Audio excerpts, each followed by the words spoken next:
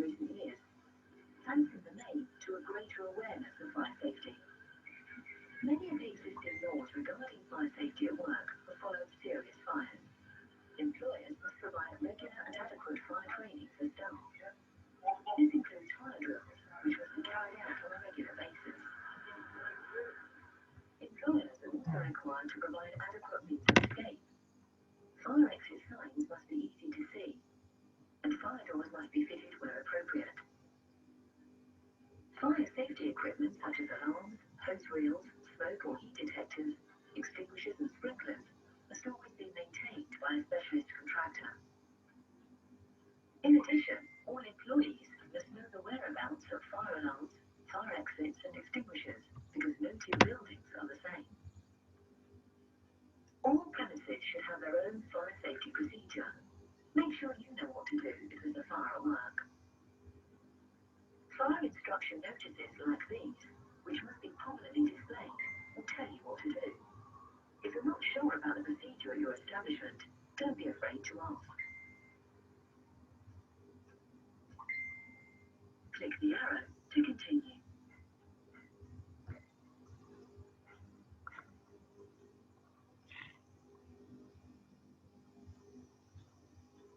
If you were to discover a fire at work, would you know what to do? Your immediate action might well be to try and put it out, but from a safety point of view, this isn't a good idea. No matter how small the fire, the first step must be to raise the alarm by, for instance, breaking the glass of the nearest fire call point. Would you know how to raise the alarm in your premises? Of course, it may well be that the alarm has been activated by smoke or heat detectors, but whatever the case, it's crucial that everyone knows where the alarms are. You probably pass them every day without noticing them or knowing how to set them off. Yet fire service, once the alarm is sounding, the next vital step is for the fire service to be called. It's the Safety Media Limited, 5A Kimball Park, Abergally Road. It's important then for a particular member of staff to be permanently responsible for this task, with someone else to take over in case of absence. Everyone should know whose responsibility this is.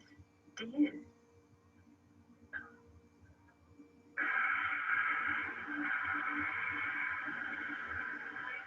So, the alarm has been raised and the fire service is on its way. The next thing is to get out of the once again, the first reaction may well be one of panic, but it's essential that everyone is well drilled in how to leave the building in a calm manner. If there's time, close windows and switch off anything that may be dangerous if left. Then just go. Walk, don't run, and don't stop to collect personal belongings.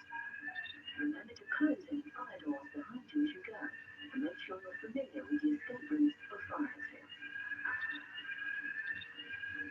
Once the building has been evacuated, staff, fire wardens, or a designated person will check the building for anyone missing without endangering themselves.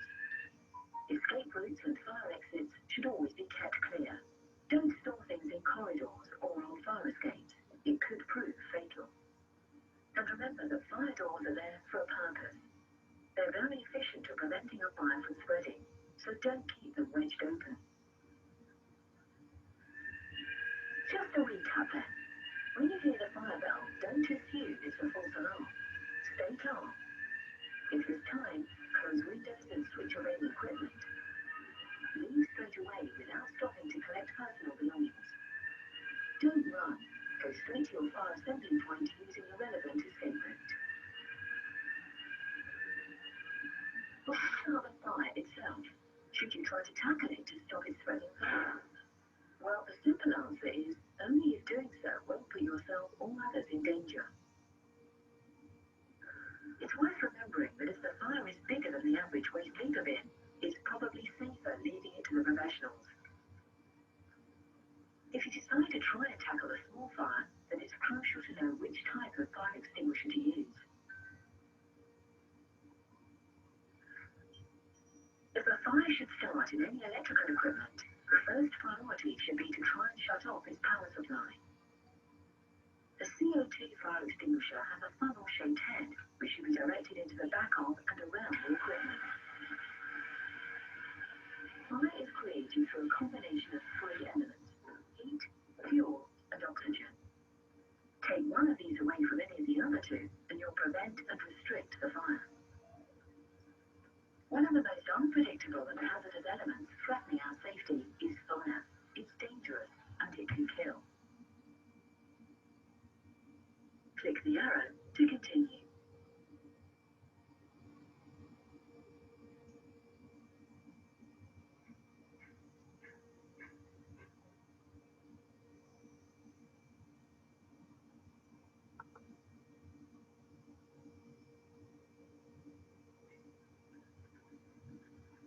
In the UK, there are 5 classes of fire. Class A fires involve organic solids, such as paper and wood. Class B fires involve flammable or combustible liquids, including petrol, grease, and oil. Class C fires involve flammable gases. Class D fires involve combustible metals. Class F fires involve cooking fat and oil.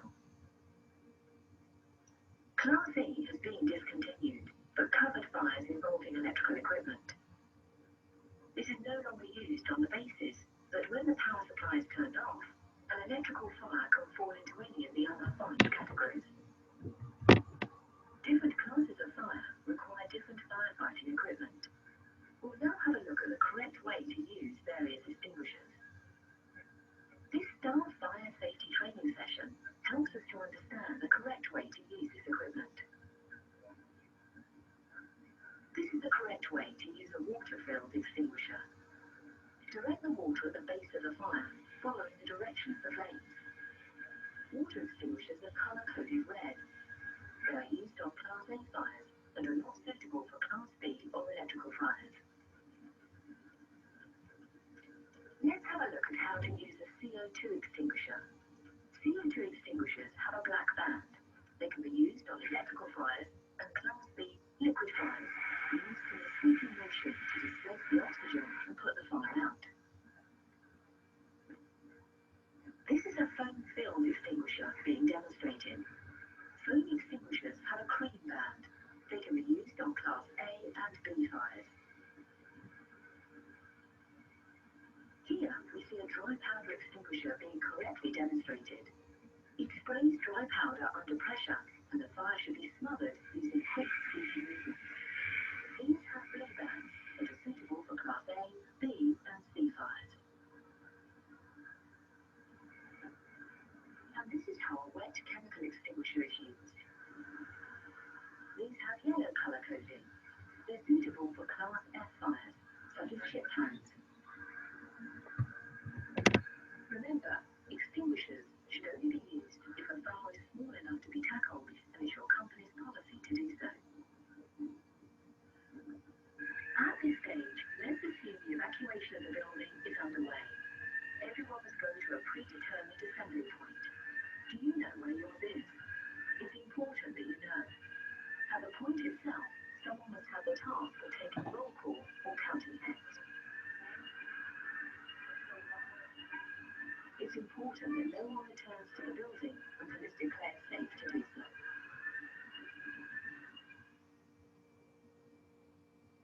Click the arrow to continue.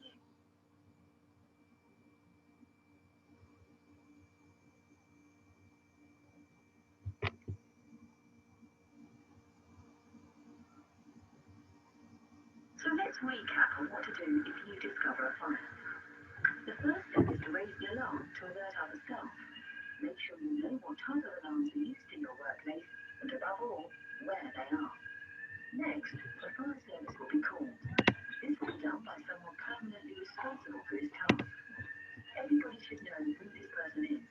Make sure you do. If you hear the alarm, assume it's a real fire, not a practice. Don't panic. If there's time, switch off any equipment and close windows. Leave the building calmly. Don't stop to collect belongings, and remember not to run. Make sure you know the whereabouts of fire exits and escapes. Make sure you know where your fire assembly point is and go straight there. During the evacuation, the staff fire wardens will search the building. A roll call will then be taken to check that there's no one missing. You mustn't go back in until you are told it's safe to do so. As for the fire itself, only attempt to put it out if it won't put you or others in danger. If it's larger than an average waste paper bin, it's best to leave it to the fire service. If you do decide to tackle it, be sure you're using the correct extinguisher for this type of fire. You should already know where the extinguishers are. So, there you have it. You know what to do in case a fire breaks out in the place where you work. We hope we've been able to reassure you that discovery can be dealt with calmly and efficiently if everybody follows the correct procedure and is aware of what to do in case of fire. It'll make the premises where you work a safer place to be. Take care and keep safe.